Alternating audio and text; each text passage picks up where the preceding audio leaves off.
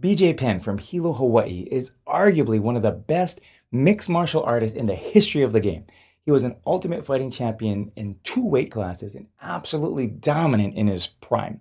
I remember watching a coaching session that BJ had with some young fighters on a television series where he stressed to them over and over and over again to be first. When the bell rings for the start of the round, be the first guy to throw that combo. Be the first one to the takedown. Be the first one with the submission attempt.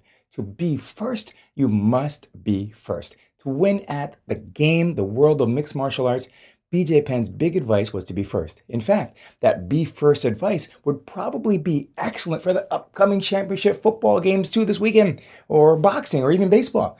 I don't think there are too many people who would question or dispute this advice, including Jesus.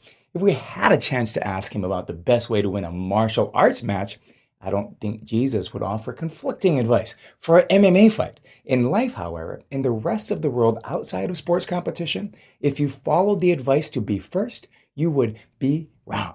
If you put yourself first, if you elevated yourself above others, you would not be able to call yourself a follower of Jesus, who said, instead, whoever wants to become great among you must be your servant, and whoever wants to be first must be your slave, just as the Son of Man did not come to be served, but to serve and to give his life as a ransom for many. It's exactly what Jesus said. And with Jesus as a follower of his way to be first, you must be last. This statement from Jesus came after the mother of two of his disciples, James and John, had come to him and asked for her two boys to be granted the privilege of sitting to the right and left of Jesus in his kingdom.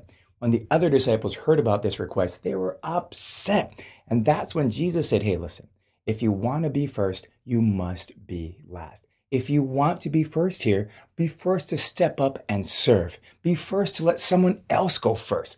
Be first to volunteer your chair on a bus. Be first to apologize. Be first to put others first. Be first to yield when you're driving on the freeway. At home, be first to yield in an argument with your spouse. When you're first in this way, you choose to put yourself last. And when you're last in the world's estimate, you're first in the kingdom of God. This is a direct challenge to the world's values and society's conventions.